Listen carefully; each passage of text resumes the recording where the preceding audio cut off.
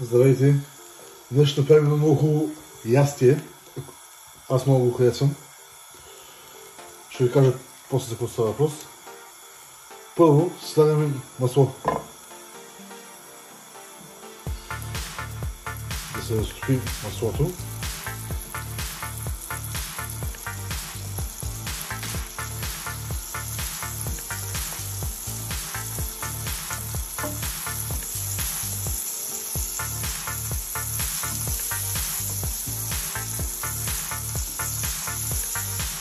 След това слагаме малко скаритки.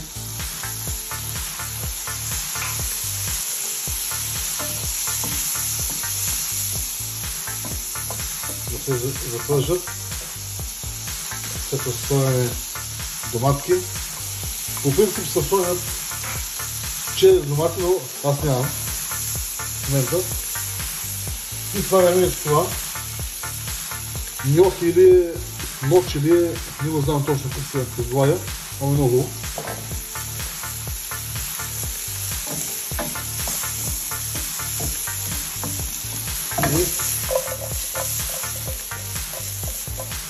И сега ги запържаме.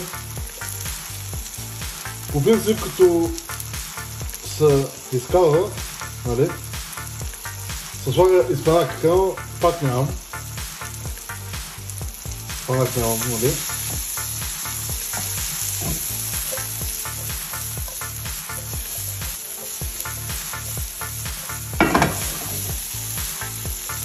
Така.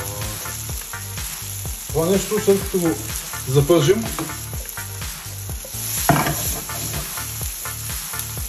слагаме пасиран чесън, кой колкото иска, разбира се.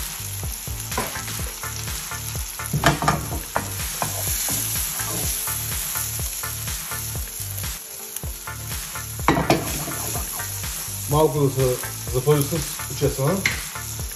След това добавяме сметана.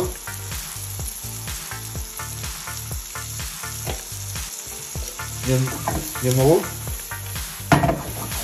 И сега вече може да сложим по принцип спанак, но както казах нямам. Посяваме малко с сол. Черен пепер, задължително. Така.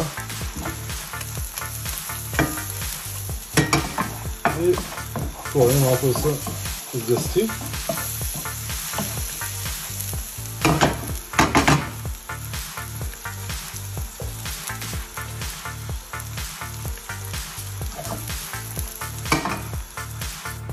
Това е ястието.